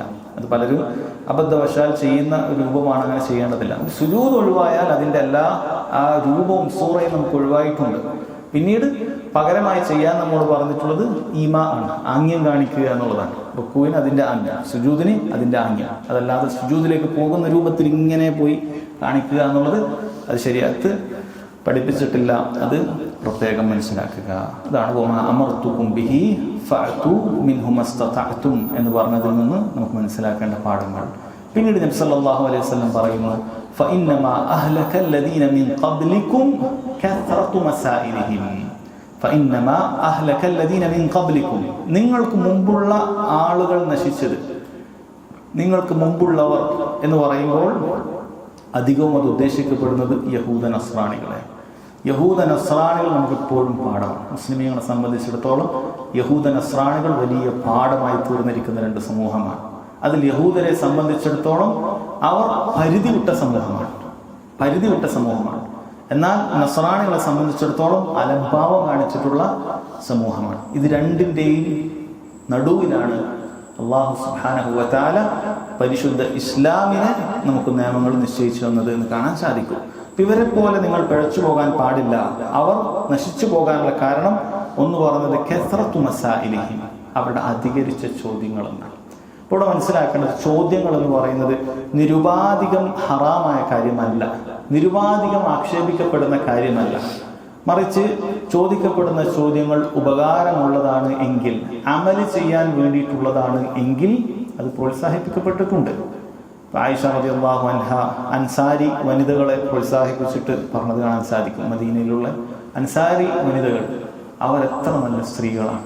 അവർക്ക് ദീൻ പഠിക്കുന്ന കാര്യത്തിൽ അവർക്ക് ലജ്ജ ഒരു തടസ്സമായി മാറിയിട്ടില്ല. അവർ വന്നിട്ട് ദീനിന്റെ കാര്യങ്ങൾ ഓരോന്ന് ചോദിച്ചു പഠിക്കും എന്ന് ആയിഷ റളിയല്ലാഹു അൻഹ പറഞ്ഞത് കാണാൻ സാധിക്കും. അതുപോലെ ദീൻ പഠിക്കുന്നതിന് വേണ്ടിയിട്ട് ചോദിക്കുക എന്നുള്ളത് അത് പ്രോത്സാഹിപ്പിച്ചിട്ടുള്ള കാര്യമാണ്. അവർക്ക് അമലിന് വേണ്ടിയിട്ടാണ് ചോദിക്കുന്നത്. അയാൾക്ക് നിസ്കാരത്തിന്റെ കാര്യങ്ങളിലാകട്ടെ, മറ്റു ഇടപാടുകളുടെ കാര്യങ്ങളിലാകട്ടെ, അത് ദീനിൽ അമൽ ചെയ്യാൻ വേണ്ടിയിട്ടാണ്, അല്ലാഹുവിനെ സൂക്ഷിക്കാൻ വേണ്ടിയിട്ടാണ് ചോദിക്കുന്നത് എങ്കിൽ അത് പ്രോത്സാഹിപ്പിച്ചിട്ടുണ്ട്. ഫസ്അലു അഹ്ല ദിക്ർ, ഇൻ കുന്തും ലാ തഅലമൂൻ, നിങ്ങൾക്ക് അറിവില്ലാത്ത കാര്യം അറിവുള്ള പണ്ഡിതന്മാരോട് നിങ്ങൾ ചോദിക്കണം എന്ന് അല്ലാഹു സുബ്ഹാനഹു വ തആല പറഞ്ഞിട്ടുണ്ട്. അപ്പോൾ ഇതുകൊണ്ട് ഉദ്ദേശിക്കുന്നത് എന്താണ്? കസ്റത്തു മസാഇലിഹിം, അധികരിച്ച ചോദ്യങ്ങൾ. പണ്ഡിതന്മാർ പറയുന്നു അത് ചില ചോദ്യങ്ങളാണ്. ഒന്ന് നബി സല്ലല്ലാഹു അലൈഹി വസല്ലമയുടെ കാലഘട്ടത്തിൽ പ്രത്യേകമായിട്ടുള്ള കാര്യങ്ങൾ, സ്വഹാബികൾക്ക് പ്രത്യേകമായിട്ടുള്ള കാര്യങ്ങൾ. അല്ലാഹു സുബ്ഹാനഹു വ തആല ഖുർആനിൽ വഹി ഇറക്കുന്ന സമയത്ത് എന്തെങ്കിലും ഒരു നിയമം വന്നു കഴിഞ്ഞാൽ അതിനെക്കുറിച്ച് അധികരിച്ച ചോദ്യങ്ങൾ പാടില്ല. ഇപ്പൊ ഹജ്ജ് നിയമമാക്കിയപ്പോൾ ഒരാൾ ചോദിച്ചു, എല്ലാ വർഷവും അതുണ്ടോ എന്ന് ചോദിച്ചു. സല്ലല്ലാഹു അലൈഹി വസല്ലം തന്നെ ഉടൻ താക്കീത് ചെയ്തു, ഞാനെങ്ങാനും അതേ എന്ന് പറഞ്ഞാൽ നിങ്ങൾക്കത് നിർബന്ധമാകും, നിങ്ങൾക്കതിന് സാധിക്കുകയുമില്ല, അതുകൊണ്ട് അത് ചോദിക്കാൻ പാടില്ല. എന്തെങ്കിലും ഒരു കാര്യം ചെയ്യണമെന്ന് പറഞ്ഞാൽ അതിങ്ങനെ ചെയ്യണോ അങ്ങനെ ചെയ്യണോ എന്ന് അധികരിച്ച ചോദ്യങ്ങൾ ചോദിക്കാൻ പാടില്ല എന്നുള്ളതാണ് അല്ലാഹു സുബ്ഹാനഹു വ തആല ഖുർആനിൽ ആയത്തായിട്ട് അവതരിപ്പിച്ചിട്ടുള്ള കാര്യം തന്നെയാണ്.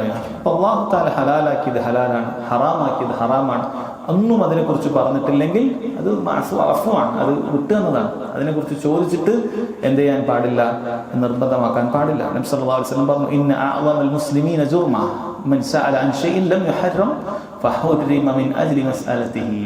മുസ്ലിമീങ്ങളുടെ കൂട്ടത്തിൽ ഏറ്റവും വലിയ ദ്രോഹം ചെയ്ത ഒരാൾ ആരാണെന്ന് വെച്ച് കഴിഞ്ഞാൽ അവൻ അള്ളാഹു ഹറാമാക്കാത്ത ഒരു കാര്യത്തെക്കുറിച്ച് ചോദിക്കുകയും അവന്റെ ചോദ്യം കാരണത്താൽ അള്ളാഹു അത് ഹറാമാക്കുകയും ചെയ്തിട്ടുണ്ട് എങ്കിൽ അവനാണ് ഏറ്റവും മുസ്ലിമോട് ദ്രോഹം ചെയ്തവൻ എന്ന് നബി സല്ലല്ലാഹു അലൈഹി വസല്ലം പറഞ്ഞിട്ടുണ്ട്. പക്ഷെ ഇത് ശരീഅത്ത് ഇറങ്ങുന്ന കാലത്താണ് നമുക്കിന്ന് നമ്മൾ ചോദിക്കുകയോ ചോദിക്കാതിരിക്കുകയോ കാരണത്താൽ ശരീഅത്തിൽ ഒരു നിയമം ഇനി മാറാൻ ഇല്ല.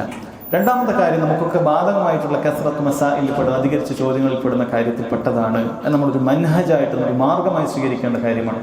ഗൈബിയായ കാര്യങ്ങൾ, അദൃശ്യമായ കാര്യങ്ങളെക്കുറിച്ച് നമുക്ക് അധികരിച്ച ചോദ്യങ്ങൾ ചോദിക്കുക എന്നുള്ളത് പാടില്ലാത്ത കാര്യം. നമുക്കറിയില്ല ഓരോ കാര്യങ്ങളും എങ്ങനെ ഉണ്ടാകും, അത് നമ്മൾ അറിയാത്ത കാര്യമാണ്. സ്വർഗത്തിൽ ഓരോ കാര്യങ്ങൾ ഉണ്ടാകും, നരകത്തെക്കുറിച്ച് അറിയുന്ന കാര്യങ്ങൾ. അല്ലാഹു സുബ്ഹാനഹു വ തആല നമുക്ക് എങ്ങനെയാണ് വിശ്വസിക്കേണ്ടത്, നമുക്ക് ഉൾക്കൊള്ളാൻ സാധിക്കുന്ന രൂപത്തിൽ, നമ്മുടെ കൽബിന് യോജിക്കുന്ന രൂപത്തിൽ മുഴുവൻ പറഞ്ഞു തന്നിട്ടുണ്ട്, ഒന്നും ബാക്കി വെച്ചിട്ടില്ല. അള്ളാഹു നമുക്ക് പറഞ്ഞു തന്ന കാര്യങ്ങൾ നമുക്ക് ഏറ്റവും ഉപകരിക്കുന്ന രൂപത്തിലാണ്, ഏറ്റവും ഉപകരിക്കുന്ന രൂപത്തിൽ പൂർണ്ണമായ റബ്ബ് സുബ്ഹാനഹു വ തആല നമുക്ക് അറിയിച്ചു തന്നിട്ടുണ്ട്. അതിനപ്പുറത്തേക്ക് അവിടെ ഇങ്ങനെ ഉണ്ടാകുമോ, അവിടെ അങ്ങനെ ഉണ്ടാകുമോ എന്ന രൂപത്തിൽ ഗൈബിയായ കാര്യങ്ങളെ കുറിച്ച് ചോദിക്കുക എന്ന് പറയുന്നത് സഹോദരങ്ങളെ, അത് വഴിതെറ്റി പോകാനുള്ള സാധ്യതയിൽപ്പെട്ട കാര്യമാണ്, ചോദിക്കാൻ പാടില്ല. മനഹജാണ്. സ്വഹാബികൾ ചോദിച്ചിട്ടില്ല, അവർക്കാണ് ഈ ആയത്തുകൾ ഇറങ്ങുന്നത്, അവർക്കാണ് ഈ ഹദീസുകൾ ഇറങ്ങുന്നത്. അവർ നബി സല്ലല്ലാഹു അലൈഹി വസല്ലം അങ്ങനെ ആകുമ്പോൾ ഇങ്ങനെ സംഭവിക്കുകയില്ലേ, ഖബറിൽ എഴുന്നേറ്റ് ഇരിപ്പിച്ചിട്ട് ആണ് ചോദ്യങ്ങൾ ചോദിക്കുന്നത് എന്നാണ് പറയുന്നത്. ഒരുവൻ പറയാണ്, അത് എനിക്ക് ബുദ്ധിക്ക് യോജിക്കുന്നില്ല, എനിക്ക് അങ്ങനെയാണത്, ഖബർ നമ്മൾ തുറന്നു നോക്കുമ്പോൾ അങ്ങനെ ഇല്ലല്ലോ. ഗൈബിയായ കാര്യമാണ് സഹോദരങ്ങളെ. അല്ലാഹു സുബ്ഹാനഹു വ തആല ഒരു കാര്യം, ഗൈബിയായ കാര്യം നമുക്ക് പഠിപ്പിച്ചു തന്നാൽ അത് അതുപോലെ വിശ്വസിക്കുക എന്നുള്ളതാണ്. അതിൽ കിടന്ന് ചോദിക്കുക എന്ന് പറയുന്നത് അവർ നശിക്കാനുള്ള കാരണമായിട്ടാണ് നബി സല്ലല്ലാഹു അലൈഹി വസല്ലം പറയുന്നത്. കസ്റത്തു മസാഇൽ, നശിക്കാനുള്ള കാരണമായിട്ട്. ആ കൗം അങ്ങനെ ചോദിക്കുന്ന വിഭാഗം അത് നശിച്ചു തീരുകയുള്ളൂ, യാതൊരു ഉപദ്രവവും അത് മറ്റുള്ളവർക്ക് ഉണ്ടാക്കുകയില്ല എന്ന് മനസ്സിലാക്കുക. അതുപോലെ തന്നെ അതിൽ പഠിപ്പിക്കപ്പെട്ട കാര്യമാണ് അസ്സുആലു അമ്മാ ലാ യജ്ലു മൻഫഅ, ഒരു ഉപകാരമില്ലാത്ത ചോദ്യങ്ങൾ. നേരത്തെ നമ്മൾ പറഞ്ഞു അമൽ ചെയ്യുന്ന ചോദ്യത്തിന് കുഴപ്പമില്ല എന്ന് പറഞ്ഞു, ഒരു ഉപകാരമില്ലാത്ത ചോദ്യങ്ങൾ. ഇത് ചോദിക്കുന്നതുകൊണ്ട് എന്താണ് അർത്ഥം? ഒരു സാങ്കല്പികമായ ഒരു സാഹചര്യങ്ങളൊക്കെ പറയാം, അങ്ങനെ വന്നു കഴിഞ്ഞാൽ, ഇങ്ങനെ വന്നു കഴിഞ്ഞാൽ, അപ്പോ ഇങ്ങനെ സംഭവിച്ചാൽ അതിന്റെ ഹുക്കം എന്താണ്? അങ്ങനെ ഒരു സംഭവം ഉണ്ടോ? ഇല്ല. പണ്ഡിതന്മാർ മുൻഗാമികൾ വളരെയധികം താക്കീത് ചെയ്തിട്ടുള്ള, അവർ മറുപടി പറയാത്ത കാര്യമാണ് സാങ്കല്പിക ചോദ്യങ്ങൾ ഉണ്ടാക്കിക്കൊണ്ട് അതിന് മറുപടി ആരെങ്കിലും ചോദിക്കുക. അവർ പലപ്പോഴും ചോദിക്കാറുണ്ട്, അങ്ങനെയുള്ള ചോദ്യങ്ങൾ വന്നു കഴിഞ്ഞാൽ, ഇങ്ങനൊരു സംഭവം നിനക്ക് ഉണ്ടായിട്ടുണ്ടോ? ഇല്ല, ഞാൻ ഉണ്ടാക്കിയതാണ്, ഞാനിങ്ങനെ യാത്രാ മധ്യേ അങ്ങനെ സംഭവിച്ചു, ഇങ്ങനെ സംഭവിച്ചു, അപ്പോൾ എനിക്ക് ഇങ്ങനെ ചെയ്യാൻ പറ്റുമോ? ഇങ്ങനെ സംഭവം ഉണ്ടോ? ഇല്ല. കഴിഞ്ഞിട്ടുണ്ടോ? ഇല്ല. വരാനുള്ള യാതൊരു സാഹചര്യവും ഇല്ല. അങ്ങനെ ചോദ്യങ്ങൾ സഹോദരങ്ങളെ, അത് ചോദിക്കാൻ പാടില്ല. നമ്മൾ മനസ്സിലാക്കേണ്ടത് വിലക്കപ്പെട്ട കാര്യമാണ്. അത്തരത്തിലുള്ള ചോദ്യങ്ങൾ അത് വിലക്കപ്പെട്ട കാര്യമാണ്, നമുക്ക് യാതൊരു ഉപകാരവുമില്ലാത്ത കാര്യമാണ്. നമ്മൾ ഓരോ ചോദ്യങ്ങൾ ചോദിക്കുന്ന സമയത്തും നമ്മുടെ വിശ്വാസത്തിന് എന്തെങ്കിലുമൊക്കെ ഉപകാരം കിട്ടുന്ന ചോദ്യമാണോ? നമുക്ക് അമലുകളിൽ എന്തെങ്കിലുമൊക്കെ വർധന ഉണ്ടാക്കാൻ പറ്റുന്ന കാര്യമാണോ? നമ്മൾ ഹറാമാണെന്ന് പേടിച്ചിട്ട് മാറി നിൽക്കാൻ താല്പര്യപ്പെട്ടുകൊണ്ട് ചോദിക്കുന്നതാണ്. ഇതൊക്കെ പരിശോധിക്കണം. അതല്ലാത്ത ചോദ്യങ്ങളെല്ലാം അനാവശ്യമായ ചോദ്യങ്ങളാണ്, അത് കൂടുതൽ നാശത്തിലേക്ക് എത്തിക്കും. എത്ര കൃത്യമാണ്! പല അനാവശ്യ ചോദ്യങ്ങളും ഛിന്ന ഭിന്നമാകി പോകാൻ, മുസ്ലിം ഉമ്മത്തിൽ വലിയ ഛിദ്രത ഉണ്ടാകാൻ കാരണമായിട്ടുണ്ട്. അത് പ്രത്യേകം ശ്രദ്ധിക്കുക, ശറഇൽ വിലക്കപ്പെട്ട കാര്യമാണ്. അതിൽപ്പെടുന്ന കാര്യമായിട്ട് പണ്ഡിതന്മാർ പറഞ്ഞതാണ് അസ്സുആലു അമ്മാ ലാ യുഹ്താജു ഇലൈഹി ഫിൽ ബൽദ. ഒരു നാട്ടിൽ ആവശ്യമില്ലാത്ത ചില കാര്യങ്ങൾ ഉണ്ടാകും, വേറെ എവിടെയെങ്കിലുമൊക്കെ നടന്ന സംഭവമായിരിക്കും. ഷെയ്ഖ് സുലൈമാൻ റുഹൈലി ഹഫിളഹുല്ലാഹ്, അദ്ദേഹം ഇത് വിശദീകരിക്കുന്ന സമയത്ത് അദ്ദേഹം പറയാം, ഒരു ഉദാഹരണത്തിന് പറയുകയാണെങ്കിൽ ഒരു പണ്ഡിതനെ കുറിച്ച്, ഒരു പണ്ഡിതൻ, ആ പണ്ഡിതൻ ഒരു വലിയ ദാഇയാണ്, ആളുകൾക്ക് പ്രബോധനം ചെയ്യുന്ന വ്യക്തിയാണ്, പണ്ഡിതനാണ്. എന്നാൽ ആ പണ്ഡിതനെ കുറിച്ച് മറ്റു പല പണ്ഡിതന്മാരും ചിലപ്പോൾ താക്കീത് ചെയ്തിട്ടുണ്ടാകും, മറ്റു ചില പണ്ഡിതന്മാരും താക്കീത് ചെയ്തിട്ടുണ്ടാകും. അങ്ങനെ താക്കീത് ചെയ്യുന്ന സമയത്ത്, അങ്ങനെ താക്കീത് ചെയ്ത് പോയിട്ടുള്ളൊരു പണ്ഡിതനാണ്, അങ്ങനെ താക്കീത് ചെയ്യപ്പെട്ട പണ്ഡിതനാണ്. അപ്പൊ ആ സമയത്ത് നമ്മുടെ നാട്ടിൽ ആ പണ്ഡിതനെ കുറിച്ചിട്ടുള്ള ഒരു ചർച്ചയോ നമ്മുടെ നാട്ടിൽ അയാളെ കുറിച്ചിട്ടുള്ള ഒരു ആവശ്യമോ ഇല്ല. പക്ഷേ നമ്മൾ എന്ത് ചെയ്യും, നമ്മുടെ നാട്ടിലേക്ക് അതിനെക്കുറിച്ച്, ഇന്നാളെ കുറിച്ചിട്ട് എന്താണ് അഭിപ്രായം, ഇന്നാളെ കുറിച്ചിട്ട് അയാളുടെ അടുത്ത് കേൾക്കാൻ പറ്റുമോ, അയാളുടെ അടുത്ത് അറിവ് സ്വീകരിക്കാൻ പറ്റുമോ എന്നുള്ള ചോദ്യങ്ങളൊക്കെ ചോദിച്ചിട്ട് അതുമായി ബന്ധപ്പെട്ട കാര്യങ്ങൾ നാട്ടിലേക്ക് ഇറക്കി വിടുക. നാട്ടിൽ ആരും ഈ പണ്ഡിതനെ കുറിച്ച് അറിയുകയോ ഈ പണ്ഡിതന്റെ കാര്യങ്ങളെ കുറിച്ച് ചർച്ച ചെയ്യുകയോ ഒന്നും ഉണ്ടാവുകയില്ല. പക്ഷേ അത്തരം ചോദ്യങ്ങൾ, നമ്മുടെ നാട്ടിന് ആവശ്യമില്ലാത്ത ചോദ്യങ്ങൾ കൊണ്ടുവന്ന് അവിടെ ഇറക്കി ചെയ്യുക എന്നുള്ളത് അത് ഭിന്നിപ്പിനും സൊഫിന് പിടവുണ്ടാക്കുന്ന കാര്യമാണ്. അതുകൊണ്ട് ചെയ്യാൻ പാടില്ല എന്നാണ് പറയുന്നത്. അതുകൊണ്ടാണ് പണ്ഡിതന്മാർ പറഞ്ഞത് ഒരു കാര്യം ഷർറാണെങ്കിൽ അത് ഒഴിവാക്കപ്പെടുകയാണ് വേണ്ടത്, ഇങ്ങോട്ട് വിളിച്ചു വരുത്താൻ പാടില്ല എന്ന് അവർ പറഞ്ഞതായി കാണാൻ സാധിക്കും. മൊത്തത്തിൽ പറയുകയാണെങ്കിൽ നമുക്ക് ഉപകാരമില്ലാത്ത ഇത്തരത്തിലുള്ള മുഴുവൻ ചോദ്യങ്ങളും ഉപേക്ഷിക്കപ്പെടേണ്ടതാണ്. സഹോദരങ്ങളെ, നബി സല്ലല്ലാഹു അലൈഹി വസല്ലം പറഞ്ഞു, നിങ്ങൾക്ക് മുമ്പുണ്ടായിരുന്ന സമുദായം നശിച്ചു പോകാനുള്ള കാരണം എന്ന് പറയുന്നത് ഒന്ന് കസ്റത്തു മസാഇലിഹിം, അവരുടെ അധികരിച്ച ചോദ്യങ്ങളാണ് എന്നാണ് പറഞ്ഞിട്ടുള്ളത്. ഒന്നാമത്തെ കാര്യം നശിച്ചു പോകാനുള്ള കാര്യമായി പറഞ്ഞ ഒന്ന് അവരുടെ കസ്റത്തു മസാഇലിഹിം ഫഇന്നമാ അഹ്ലക അല്ലദീന മിൻ ഖബ്ലികും, നിങ്ങൾക്ക് മുമ്പുണ്ടായ സമുദായം നശിച്ചു പോകാനുള്ള കാരണം കസ്റത്തു മസാഇലിഹിം. രണ്ടാമത് പറയുന്നു വഖ്തിലാഫുഹും അലാ അംബിയാഇഹിം, അവരുടെ അമ്പിയാക്കൾക്കെതിരായി അവർ പ്രവർത്തിച്ചതാണ്. അമ്പിയാക്കൾ ഒരു കാര്യം പറഞ്ഞു കഴിഞ്ഞാൽ അത് സ്വീകരിക്കുകയില്ല. അമ്പിയാക്കളെ കേവലം മനുഷ്യന്മാരെ പോലെ കണ്ടുകൊണ്ട് അവരെ പരിഹസിക്കുകയും, അതായത് സാധാരണ ഒരു മനുഷ്യൻ പറയുന്നത് പോലെ കണ്ടിട്ട് അവരെ പരിഹസിക്കുകയും, അത് ബുദ്ധിക്ക് യോജിക്കുകയില്ല, അത് കാലഘട്ടത്തിന് യോജിക്കുകയില്ല എന്ന് പറഞ്ഞ് അവരെ പരിഹസിക്കുന്ന സമുദായം ഏത് കാലഘട്ടത്തിലും ഉണ്ടായിരുന്നുണ്ട്. അത്തരത്തിലുള്ള സ്വഭാവം നമ്മളിൽ ഉണ്ടായാൽ നമ്മൾ നശിച്ചു പോകാനുള്ള കാരണം ഉണ്ടാകും എന്നാണ് പറയുന്നത്. വഖ്തിലാഫും അല അംബിയാഇഹിം, അതായത് അല്ലാഹുവിന്റെ റസൂൽ സല്ലല്ലാഹു അലൈഹി വസല്ലം ഒരു കാര്യം പറഞ്ഞു കഴിഞ്ഞാൽ നമ്മൾ പറയില്ല, എൻ്റെ ബുദ്ധിക്ക് അത് യോജിക്കുന്നില്ല, അത് ഞാൻ എത്ര ആലോചിച്ചിട്ടും അത് ദീനുൽ ഇസ്ലാമിൽ ഉണ്ടാകാൻ, അങ്ങനെ ഒരു നിയമം ഉണ്ടാകാൻ വഴിയില്ല. ഇവനാണ് ദീനുൽ ഇസ്ലാമിൽ എന്ത് നിയമം ഉണ്ടാകണം, എന്ത് നിയമം ഉണ്ടാകാൻ പാടില്ല എന്നൊക്കെ തീരുമാനിക്കുന്നത്. അങ്ങനെ ഒന്നും വരികയില്ല എന്നാണ് പറയുന്നത്. സഹോദരങ്ങളെ, നമുക്ക് നോക്കാനുള്ള ഒരേ ഒരു കാര്യം സുബൂത്താണ്, കാര്യം സ്ഥിരപ്പെട്ടിട്ടുണ്ടോ എന്നുള്ളതാണ്. അതാണ് നമ്മുടെ നിലപാട്. അങ്ങനെ ഉണ്ടാകേണ്ടത്. നമുക്ക് അഹ്ലുസുന്നത്ത് വൽ ജമാഅത്ത് ഉറച്ചു നിൽക്കണമോ, ശരിയായ സിറാത്തുൽ മുസ്തഖീമിൽ നമുക്ക് ഉറച്ചു നിൽക്കണമോ, ഏതൊരു വിഷയത്തിൽ നമ്മൾ മനസ്സിലാക്കേണ്ട കാര്യം ഇത് ഖുർആനിലുണ്ടോ, ഹദീസിൽ സ്ഥിരപ്പെട്ടതാണോ എങ്കിൽ ഞാൻ വിശ്വസിച്ചിരിക്കുന്നു. എനിക്കതിനപ്പുറത്തേക്ക് അറിയേണ്ട ആവശ്യമില്ല, എനിക്കത് അപ്പുറത്തേക്ക് ഞാൻ ചിന്തിച്ച് മനസ്സിലാക്കിയിട്ടില്ല, എനിക്കത് എത്ര ആലോചിച്ചിട്ടും കാണുന്നില്ല, അല്ലെങ്കിൽ ഇപ്പോൾ കണ്ടുപിടിക്കപ്പെട്ട ശാസ്ത്രീയ നിഗമനങ്ങൾക്കെതിരാണത്, അതുകൊണ്ട് എനിക്ക് സ്വീകരിക്കാൻ സാധിക്കില്ല. ഇങ്ങനെ പല കാലത്തും ആളുകൾ തെറ്റിപ്പോയിട്ടുള്ളത്. കാരണം ചിലപ്പോൾ അന്നും ശാസ്ത്രം പറയും ഇത് ഈ രൂപം ചെയ്താൽ അത് തെറ്റാണ്, ഇങ്ങനെ ചെയ്യാൻ പാടില്ല എന്നൊക്കെ കണ്ടുപിടിക്കും. ഇപ്പം ഇസ്ലാമിൻ്റെ നിയമം നോക്കുമ്പോൾ നേരെ എതിരായിരിക്കും, ഇതാണ് ചെയ്യേണ്ടതെന്നായിരിക്കും. അപ്പോൾ എന്ന് പറയും ഇത് യോജിക്കുകയില്ല, ഇത് സ്വീകരിക്കാൻ സാധിക്കുകയില്ല എന്ന് പറഞ്ഞ് ചിലപ്പോൾ സ്വഹീഹായ ഹദീസുകളെ തള്ളിക്കളയുന്ന പ്രവണത ഉണ്ടാകും. പിന്നീട് കാലങ്ങൾ കഴിയുമ്പോൾ ഉണ്ടാകും ശാസ്ത്രം നിയമങ്ങൾ മനുഷ്യന്റെ നിഗമനങ്ങളാണ്, അവരന്ന് ലാബിൽ കണ്ടുപിടിച്ച കാര്യങ്ങൾ വെച്ച് ചിലപ്പോൾ പറയുന്നതാകാം, ചിലപ്പോൾ അങ്ങനെ തെറ്റിപ്പോയതാകാം, ചിലപ്പോൾ ഇവർ കൃത്യമായും ഇസ്ലാമിനെതിരെ പറയാൻ വേണ്ടിയിട്ട് സയൻസിനെ ഉപയോഗപ്പെടുത്തുന്ന കാര്യങ്ങളുമുണ്ട്, യാതൊരു സംശയവുമില്ല. അതിൻ്റെ അജണ്ടയുടെ പ്രകാരമായിട്ട് അവർ ചെയ്തതായിരിക്കാം.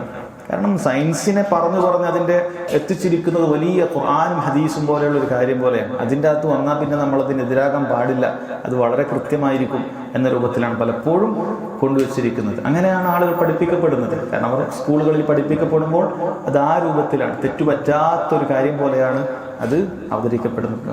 എന്നാൽ സഹോദരങ്ങളെ, ഇത് മനുഷ്യന്റെ കണ്ടെത്തലുകൾ മാത്രമാണ്, അത് ചിലപ്പോൾ മാറിക്കൊണ്ടേയിരിക്കും. എന്നാൽ ഇത് ഖുർആൻ ഹദീസുകൾ അല്ലാഹു സുബ്ഹാനഹു വ തആലയുടെ വാക്കുകളാണ്, അല്ലാഹു തആലയുടെ വഹിയാണ്, അതിൽ യാതൊരു തെറ്റാനില്ല. അതുകൊണ്ട് അതിലെന്താണോ ഉള്ളത് അത് അതുപോലെ സ്വീകരിക്കുക, അതിനെതിരായിക്കൊണ്ട് നിലപാടുകൾ എടുക്കാതിരിക്കുക. അതാണ് വഖ്തിലാഫു അലാ അംബിയാഇഹിം എന്ന് പറയുന്നത്. പണ്ഡിതന്മാർ പറയാറുണ്ട് നബി സല്ലല്ലാഹു അലൈഹി വസല്ലമയോട് എതിരാവുക എന്ന് പറയുന്നത് രണ്ട് രൂപത്തുണ്ട്. ഒന്ന് ഈ പറയുന്നത് ഖിലാഫുൻ അലൻ നബി, നബിക്കെതിരാവുക എന്നുള്ളത്. രണ്ട് ഖിലാഫുൻ അനിൻ നബി, നബി സല്ലല്ലാഹു അലൈഹി വസല്ലമയെ ധിക്കരിക്കുക എന്നുള്ള കാര്യമുണ്ട്. അതിനാണ് മഅസിയത്ത് എന്ന് പറയുന്നത്. അവരാരും എന്ത് ചെയ്യുന്നില്ല, അവരാരും ബുദ്ധിക്ക് യോജിക്കുന്നില്ല എന്ന് പറഞ്ഞിട്ട് തെറ്റ് ചെയ്യുന്നതല്ല. രണ്ടും തമ്മിൽ വലിയ വ്യത്യാസമുണ്ട്. ഒരാൾ പറയുന്നത് സ്വയ്യ ഹദീസ് കാണുമ്പോൾ ഇത് ബുദ്ധിക്ക് യോജിക്കില്ല എന്ന് പറഞ്ഞ് അതിനെതിരാവുക എന്ന് പറയുന്നത് വളരെ ഗൗരവമുള്ള കാര്യമാണ്. എന്നാൽ രണ്ടാമത്തെ വ്യക്തിക്ക് അതിൻ്റെ സ്വീകാര്യതയെക്കുറിച്ചോ ഒന്നും സംശയമില്ല. പക്ഷേ അവരുടെ ദേഹേച്ഛകളെ പിൻപറ്റിക്കൊണ്ട് നബി സല്ലല്ലാഹു അലൈഹി വസല്ലമക്ക് എതിരാവുന്നതാണ്. അതും ഗൗരവമുള്ള കാര്യമാണ്, സംശയമില്ല, ഗൗരവമുള്ള കാര്യമാണ്. പക്ഷെ ആദ്യത്തേതാണ് ഈ ഹദീസിൽ പറഞ്ഞ നശിച്ചു പോകാനുള്ള കാരണമായിട്ട് പറഞ്ഞിട്ടുള്ളത് എന്ന് മനസ്സിലാക്കുക. എന്നാൽ ഈ രണ്ടാമത്തേതിനെ കുറിച്ച് അല്ലാഹു സുബ്ഹാനഹു വ തആല ഖുർആനിൽ താക്കീത് ചെയ്തതാണ് ഫല്യഹ്ദരിൽ ലദീന യുഖാലിഫൂന അൻ അംരി. നബി സല്ലല്ലാഹു അലൈഹി വസല്ലമയുടെ കൽപ്പനകളോട് എതിരാകുന്ന ആളുകൾ അവർ കരുതിയിരിക്കട്ടെ അൻ തുസീബഹും ഫിത്ന, അവർക്കൊരു ഫിത്ന ബാധിക്കുന്നത്, ഔ യുസീബഹും അദാബുൻ അലീം, അല്ലെങ്കിൽ അല്ലാഹു സുബ്ഹാനഹു വ തആലയുടെ വേദനാജകമായ ശിക്ഷ അവരെ പിടികൂടുന്നത്, അവർക്ക് ബാധിക്കുന്നത് അവർ പേടിച്ചു കൊള്ളട്ടെ എന്ന് അല്ലാഹു സുബ്ഹാനഹു വ തആല പറഞ്ഞിട്ടുണ്ട്. ഇത്രയുമാണ് സഹോദരങ്ങളെ ഈ ഹദീസിൽ നമുക്ക് മനസ്സിലാക്കാനുള്ളത്. ഒന്നുകൂടി ഹദീസ് വായിച്ചിട്ട് അർത്ഥം പറയുകയാണ്. അല്ലാഹു സുബ്ഹാനഹു വ തആല ഹദീസിലുള്ള മനസ്സിലാക്കേണ്ട കാര്യങ്ങളെല്ലാം കൃത്യമായി മനസ്സിലാക്കാനും ഉൾക്കൊള്ളാനും നമുക്ക് തൗഫീഖ് ചെയ്യുമാറാകട്ടെ.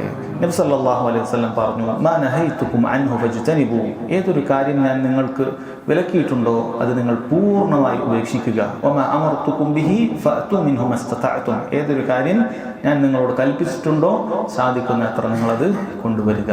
ഫഇന്നമാ അഹ്ലകൽ ലദീന മിൻ ഖബ്ലികും, തീർച്ചയായും നിങ്ങൾക്ക് മുമ്പുണ്ടായിരുന്ന സമുദായം നശിച്ചു പോയത് കസറത്തു മസാഇലിഹിം, അവരുടെ അധികരിച്ച ചോദ്യങ്ങളും വഖ്തിലാഫും അല അംബിയാഇഹിം, അവർ അവരുടെ പ്രവാചകന്മാർക്കെതിരായി പ്രവർത്തിച്ചതുമാണ് എന്നാണ് നബി സല്ലല്ലാഹു അലൈഹി വസല്ലം പറഞ്ഞിട്ടുള്ളത്. അല്ലാഹു സുബ്ഹാനഹു വ തആല ഈ പറഞ്ഞ കാര്യങ്ങളെല്ലാം ജീവിതത്തിൽ പകർത്താൻ നമുക്ക് തൗഫീഖ് ചെയ്യുമാറാകട്ടെ. വഹദാ അല്ലാഹു തആല അഅലം വസല്ലല്ലാഹു അലാ നബീന മുഹമ്മദ് വഅലാ ആലിഹി വസഹ്ബിഹി വസല്ലം.